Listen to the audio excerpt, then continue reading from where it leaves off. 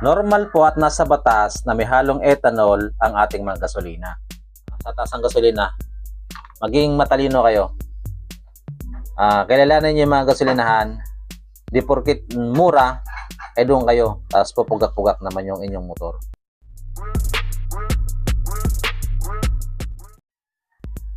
So yun, good day mga ka-raider. Actually mga ka-raider, hindi good day. Bad news to.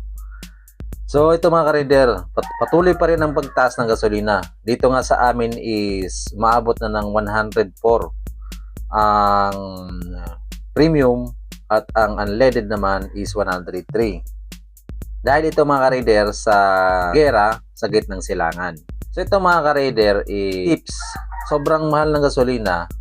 Sulit na yung ikakarga yung gasolina dahil sa sobrang mahal na nga. Asahan na po natin na may manglalamang. Dahil yung lumang stock nila ay sinasabi nila sa presyo na akala mo bagong biling gasolina. At napansin ko rin dito mga ka-raider, yung ibang gasolinahin nagsasara na rin. Pero pagpalo ng taas ng presyo ng gasolina ay dun lang sila magbubukas. Kung iisipin nyo po, ang binebenta nilang gasolina stock pa nila. Pagkatapos itataas nila na akala mo bagong bili yung gasolina. Tapatan po nila yan at wala rin po tayong magagawa. Pero ang hindi po maganda, itaasan nila yung ethanol content na hinahalo nila sa gasolina. Normal po at nasa batas na may halong ethanol ang ating mga gasolina. At yan po ay tinatawag na E10 gasoline. So, ang hindi po normal ay taasan nila yung ethanol content na hinahalo sa ating gasoline. So 10% na ethanol, 19% na unleaded para maging E10. Sa mga hindi pa po nakakaalam kung ano itong ethanol, ang ethanol po ay alcohol-based o biofuel. Gawa po ito sa mais at katas ng tubo. Maraming produkto ang pinagagamitan ng ethanol at isa dito ang paglahok sa ating gasolina para mababa ang presyo nito. Dahil di mas hamak na mababa ang presyo ng ethanol kaysa sa gasoline. Kaso nga lang po, ang ethanol ay may side effect sa ating makina. Ang 10% pa nga lang po ay meron na. What more pag mas marami pa. Ang number 1 po na side effect ng ethanol, ang ethanol po kasi nag-a-attract ng moisture sa ating hangin. At ang moisture po ay nagiging tubig na humahalo sa ating gasolina. Alam naman po natin na ang tubig ay hindi maganda sa ating gasolina. Ito pong gasolina ay pag nahaluan ng tubig at pinatakbo natin, ang resulta ay pupugak-pugak ang ating motor. Gawa ng maraming ethanol, nagkakaroon siya ng tubig. Yung moisture ay nagiging tubig sa sobrang dami ng ethanol. At kapag may tubig ang gasolina at pupugak-pugak, ang resulta nito ay loose power o walang hatak na motor. At isa pang resulta mga ka-raider ay yung tubig nahalo sa gasolina. So nakikita nyo naman yung mga nililinis kong karburador. Pag nahaluan ng tubig yung gasolina at na-stack, parang nagiging mayonnaise. Tapos ang parang mayonnaise na yun na paste, ihahalo sa mga fuel lines natin. Lalo na yung maliliit na dadaanan ng gasolina, maaring magbara sa ating makina. Fuel lines papuntang combustion o carburetor o sa mga FI, lalo na sa mga FI, sa injector magbabara. Kapag yung gasolina at tubig ay namuuna na naging paste, maaring magbara yan doon. At isa pa mga ka-raider, yung ethanol, pag sobrang dami ng ethanol,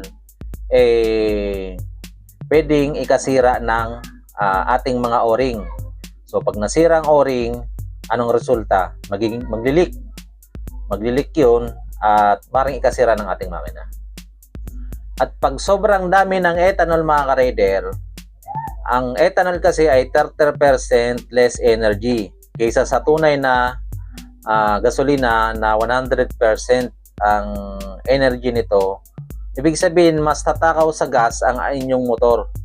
kasi mas maraming ethanol. Dahil mababa ang burning power ng ethanol, pag mababa ang burning power ng ethanol, mahina humatak ang ating mga motor, mga ka-raider. So kapag mahina humatak ang ating motor, ang gagawin natin, yung silinyador, babaon pa natin ng maigi para lang humatak o umusad. So anong mangyayari, mga ka-raider? Pag binaon nyo yung silinyador, bubuga ng gasolina. So ibig sabihin, tatakaw sa gasolina yung inyong motor. So ang point lang dito, mga ka-raider, sobrang mahal na ng gasolina natin. So ngayon, humanap kayo ng tamang gasolinahan na hindi masyadong mapangsamantala, na masyadong dinadamihan yung ethanol content. So yun, mga ka-raider. Halimbawa na lang, ito na-experience ko na rin to. Nagpagas ako sa isang gasolinahan. So, nung lumang karga ko, okay yung takbo. Nagpagas lang ako sa isang gasolinahan na yun, mga ka-raider. Pagkatapos ko magpagas, parang namamali na yung motor ko. Parang pupugak-pugak na. Tapos, yung ginawa ko, tinanggal ko lahat ng gasolina. Tapos, nagpakarga ako sa ibang gasolinahan. So, ito na lang, yung kulay dilaw, ha? Yung may kabibe. Doon ako nagpagas. Tested ko na yan, maganda gasolina dyan. Pagpagas ko doon, mga ka-raider, swabe na uli yung makina ko. So ibig sabihin, mga ka-raider, yung huling pinagasan ko, mataas yung kanilang ethanol content na hinalo doon sa ating gasolina. So yun, mga ka-raider, sa mahal ng gasolina ngayon, dapat maging mapanurin na kayo, maging wais na dapat makatipid tayo sa gasolina dahil sobrang taas ng gasolina ngayon, mga ka-raider. So yun lang, mga ka-raider. So napansin nyo rin ba yun? Okay naman yung motor nyo, nagpagas lang kayo sa isang gasolinahan na yun, pagkatapos nyo magpagas, ipupugak-pugak na. So ibig sabihin ng mga ka-raider, hindi lang 10% ang nilagay nilang ethanol. Tapos ito pa ngayon, mga ka-raider, dagdag ko na. Babalik daw nila yung Euro 2. Yung ikakasira ng kalikasan, ikakasira ng makina natin. Dahil, kumbaga ibig sabihin maduming gasolina yung, mga ka-raider. Hindi na madumi. Kumbaga, ganito na lang.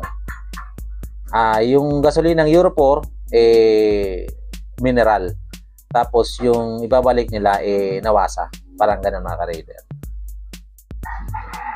So yung, mga ka-raider, sa taas ng gasolina, maging matalino kayo.